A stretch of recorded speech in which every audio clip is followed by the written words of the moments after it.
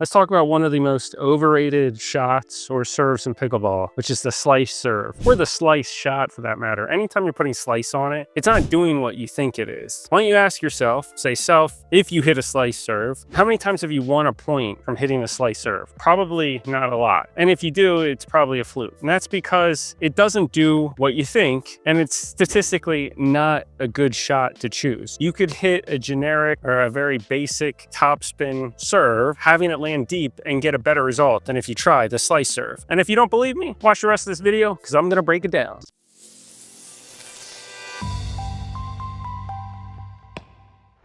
The slice serve is a fan favorite. It spins, it looks tricky, it makes your opponent scared. Well, maybe not, I don't know, I'm not scared by it, but whatever. It might make them scared. They think, oh, my partner hits this slice serve, what am I gonna do? Well, you can do something very basic and win points. But if you're hitting the slice serve, you might wanna think again, because a well-placed, legal pickleball serve, slice or not, is not supposed to be a winner. The pickleball serve wasn't meant to be a winner. You're not meant to ace people. It's not why it was invented. I don't know why it was invented, but I'm assuming that's not why it was invented. It was invented just to get the ball in play, but you want to get the ball in play and be on the offensive. You don't want to be on the defensive right away. But hitting a slice serve doesn't do anything. I mean, if you want to combat a slice serve, you just take it off the rise, boom, hit it right back over. There's nothing there. But hitting a slice serve, you give yourself less margin for error, and you're probably erroring a lot. And that puts more pressure on your partner if they're hitting the follow-up serve to get it in. And overall, just missing serve after serve or not doing anything effective with it by winning points thereafter will just decrease how you play mentally, because you can't just be confident, and missing a lot with a slice serve or ultimately just cause you to lose more points. Not only because you might miss that serve or you might lose on the return or somewhere in the point, but because missing on your serve mentally will have an effect on how you play, and you just won't have the confidence you would have otherwise if you're serving at, let's say, 100%.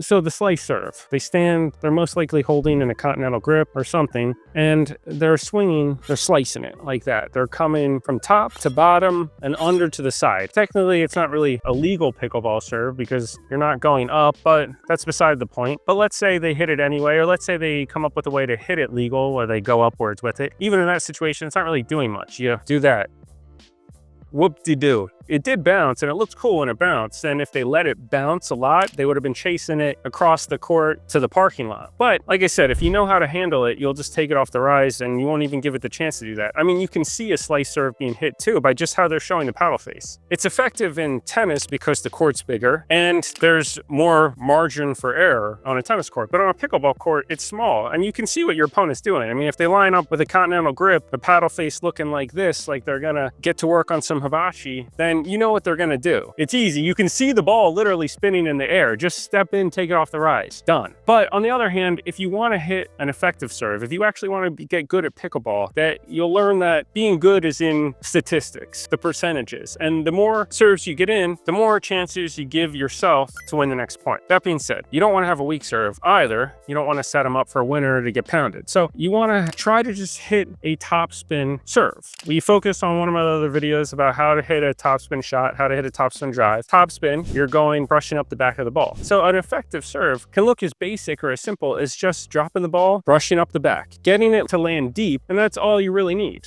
Again, the slice serve, you can spot when someone's doing it. You can telegraph it. You can see them doing it. You're not reading their mind. You can see that when they set up, they can only hit it a certain way. They're not hiding anything. I mean, they could try to drop it low and fast and do one of these, but you know what they're doing when they're swinging from right to left. That's how you get a slice. You swing from right to left. So if they set up and they're like this, you know the slice is coming. Again, step in, take it off the rise. So if you're hitting that slice serve, it's not doing what you think it's doing. It's just creating more chances for you to miss by putting the ball in the net like that. I think you heard the net. Yeah, hit the net. And at that point, then you get down on yourself. Your opponent's like, why didn't you just hit a regular serve? And then you fight with your opponent, or not your opponent, your partner, where your partner becomes your opponent. You start fighting, and instead you just could have hit a basic serve, a topspin serve. Again, we talked about topspin serves, semi-Western grip. You stand, line up. You can hold your paddle just like this. Like your paddle has a face on it, and they're smiling to the person on the other side. Hi, person. Elbow up, drop the paddle face, swing up. That's it. That's it. The ball goes over, and it's more effective than just hitting underhand like this. The reason it's more effective is because you have spin on it. The trajectory, after it bounces, it'll keep carrying backwards. So there's been times where people, they try to hit a high lob serve. I had it happen to me. They try to hit a moon shot, a moon ball as their serve. They hit it up in the air thinking it's going to do something. Well, that shot, when it bounces, there's no real spin on it. It's just going to bounce up, and I'm just going to let it fall to hit it at my waist, because that's where ideally you want to contact the ball if you're hitting a power shot. It's at your waist, and I'll just hit a drive with it. But if you're hitting a topspin shot and you're hitting it deep, when it's landing, the spin on it is going to immediately bounce and carry it backwards. And it's landing deep, so if they were to even try to take it off the rise, they might end up coming up short and giving you a short ball to come in off of. So instead of hitting a slice serve, focus on trying to hit a topspin serve. The topspin serve, it's simple and basic as this.